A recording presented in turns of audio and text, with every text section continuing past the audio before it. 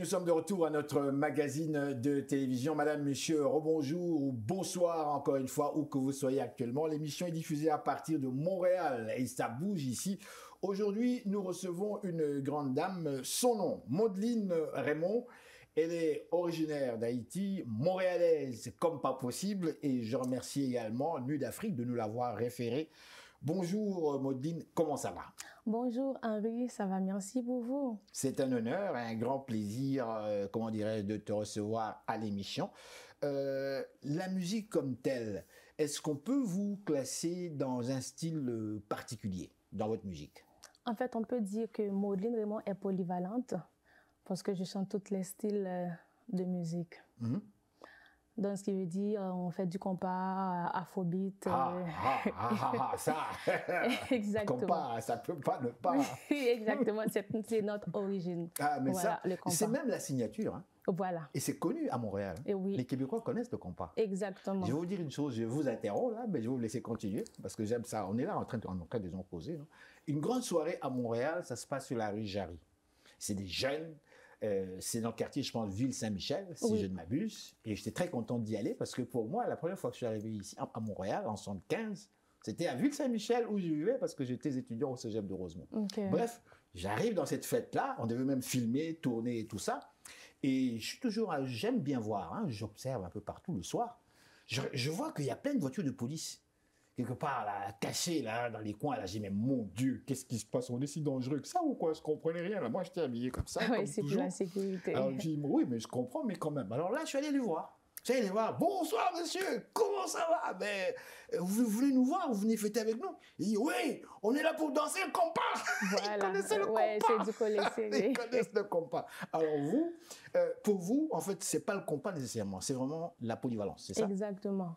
C'est comme vous le saviez déjà que j'ai un concert au Balato, donc les personnes qui vont venir me voir, ils vont voir que je vais leur présenter tous les styles de musique. Donc il y a du compas, il y a du afrobeat, il y a du yanvalo. On a toutes les catégories. Yanvalo. C'est comme du vaudou. Ah bon? Exactement. Ok. Donc il y a toutes les sortes de... Pourquoi ça vous fait rire? En fait, je suis une personne qui aime rire. D'accord, mais exactement. Là, quand vous parlez d'Avalo et Vaudou, je vous vois rire. Non, c'est la façon que vous m'avez posé la question.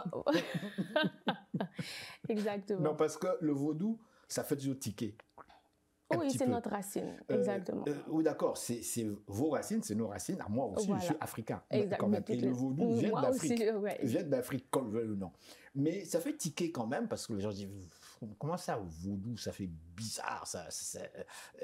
Vous, quand vous interprétez certaines chansons dans ce style-là, est-ce que rentrez-vous en transe?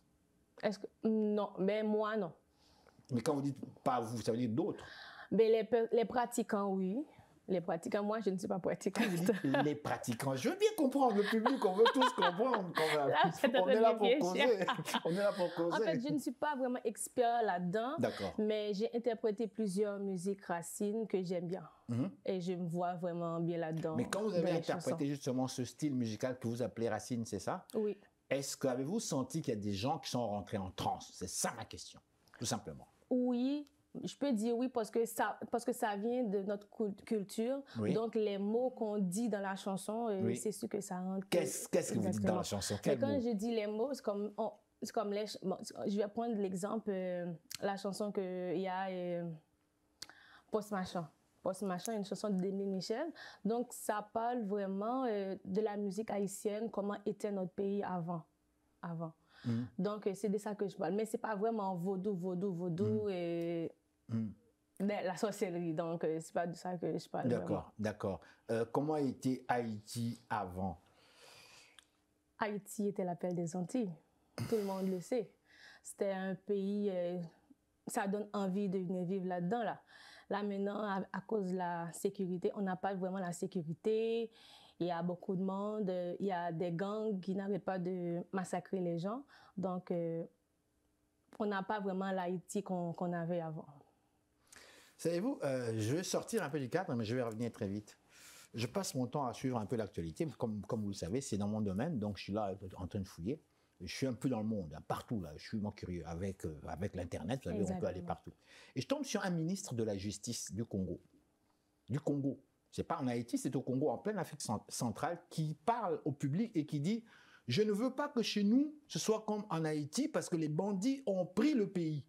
Les bandits dirigent ce pays-là. On ne veut pas que chez nous, au Congo, que les bandits, que les groupes armés commencent à agir aussi. » Donc, vous voyez, ça atteint le monde. Les gens ont peur, les gens se posent des questions. Vous, comme jeune haïtienne qui vivez ici à Montréal, qui avez grandi ici, dites-moi, comment est-ce que vous avez quand même senti ça venir? Il me semble que quand on aime son pays, même si on vit à l'étranger, on suit quand même ce qui se passe dans le pays.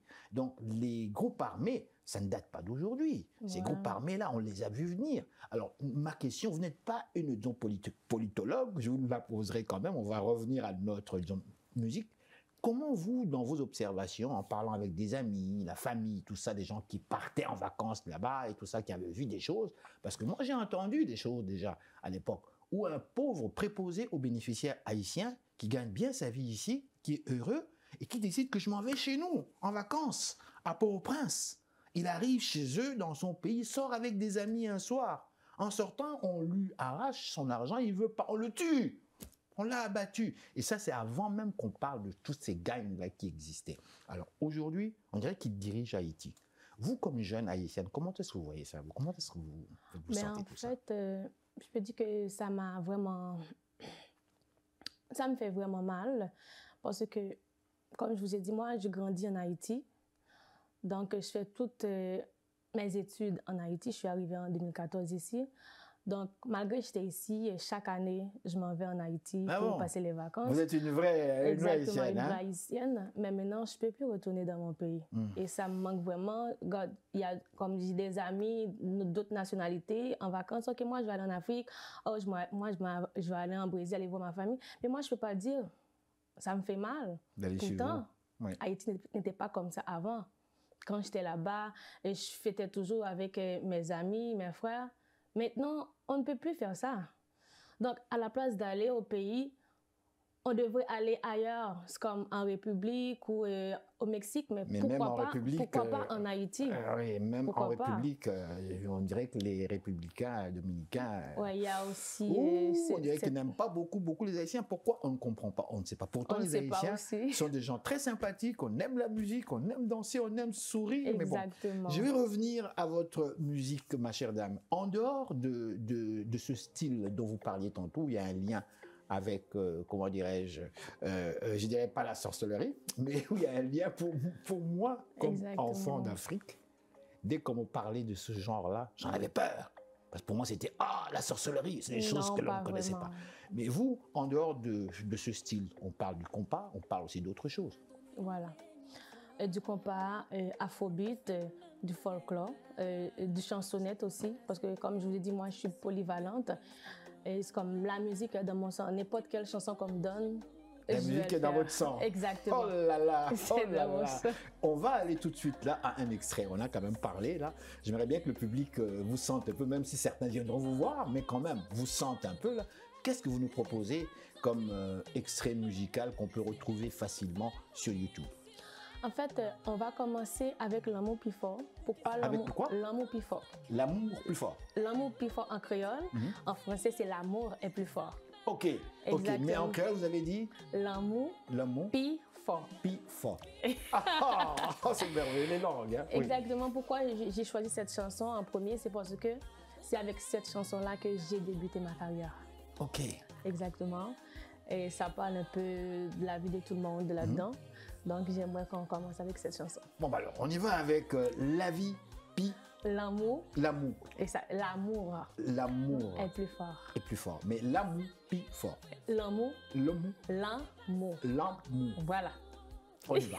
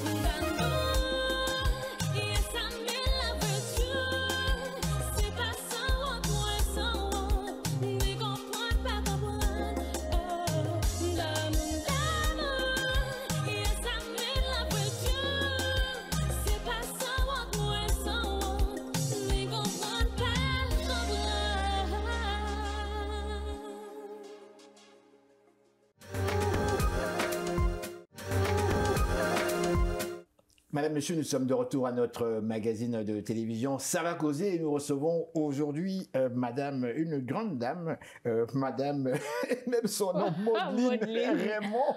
Je suis en train de chercher. Là. Tu vois que tu n'es pas la seule à être gênée, moi aussi je suis un petit peu timide quand même. Alors, Maudeline Raymond, on vient de voir cet extrait musical. On va passer un petit peu à fait votre vie ici même, à Montréal. Vous me dites que vous êtes arrivé ici en 2014, oui. Si je ne m'abuse. Vous, personnellement, qu'est-ce qui vous a poussé à venir ici à Montréal? Mais en fait, c'est parce que j'ai ma famille ici. Qui était déjà là? Exactement. Oui. Donc, il y avait déjà ma sœur et ma mère. Oh, ah ben là. Qu'est-ce que vous faisiez en Haïti, vous? Ben, j'étais avec mon père et ma sœur au pays. OK. Donc, ça allait bien pour nous, mais vous savez déjà, puisque ma mère est déjà ici, mon père, il ne peut pas rester tout seul. Donc, après, en 2014, donc, moi et mon père, on a décidé de rejoindre... Vous avez envie de débarquer, ma quoi. mère. Exactement. Puis de 2014 à 2020, j'avais pris une petite pause. Je travaille dans ma vie personnelle. Bien sûr. Exactement. Puis en 2020, j'ai vraiment débuté ma carrière. Justement. Mais qu'est-ce qui a réveillé comment dirais-je, cette envie-là, ce désir profond? Parce que ça date de loin quand même, hein? Ça date de votre jeunesse. Qu'est-ce qui a réveillé un petit peu ce désir de dire, bon, ben, j'y vais et je vais faire de la musique? Mais dans le fond, le désir était déjà là. Mais vous le savez déjà, dans la musique, c'est pas facile de faire la musique. Il faut avoir des contacts, surtout la finance aussi.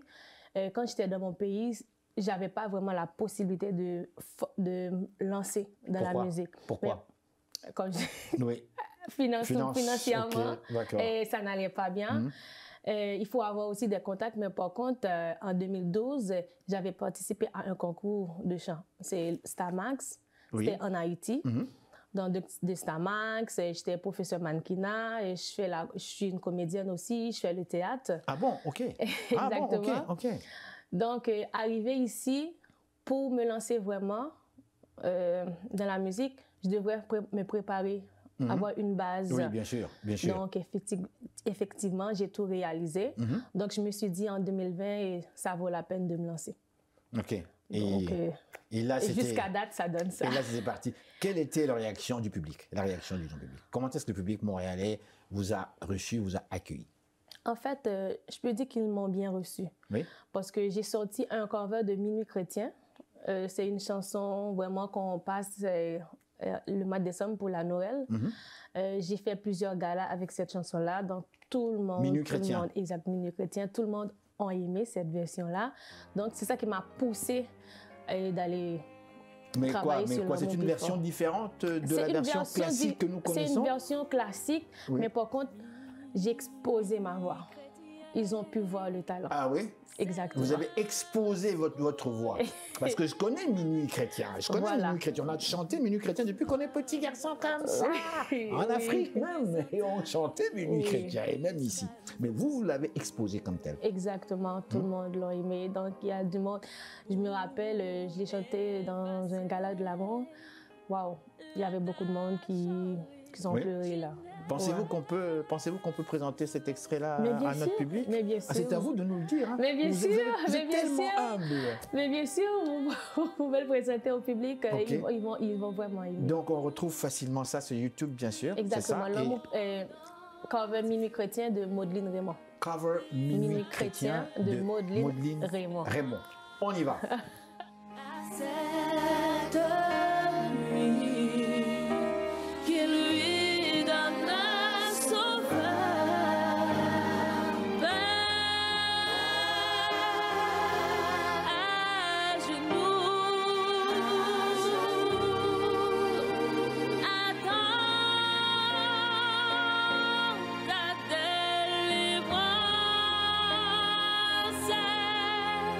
No.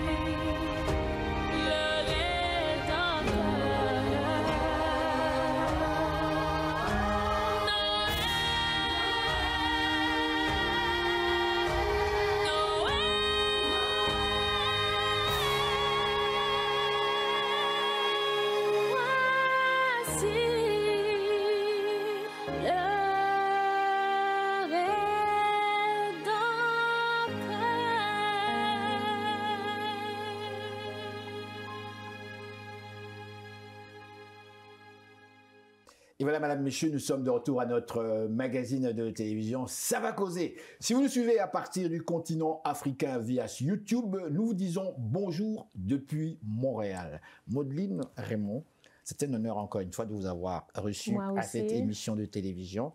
On a parlé, vous et moi, j'ai peut-être oublié certains éléments qui pour vous sont peut-être très très importants. Vous êtes avec nous ici. Le public montréalais vous regarde. Qu'est-ce qu'on peut retenir grosso modo, de notre conversation, qui est important pour vous, que vous soulignez en double trait en rouge? En fait, ce qui est vraiment important pour moi, je peux dire que de 2020 à 2024, je peux dire que c'est 4 ans d'expérience. Dans 4 ans d'expérience, je peux dire que j'ai commencé à accomplir ce que je voulais vraiment. Et grâce à qui? C'est grâce à Nuit d'Afrique en premier.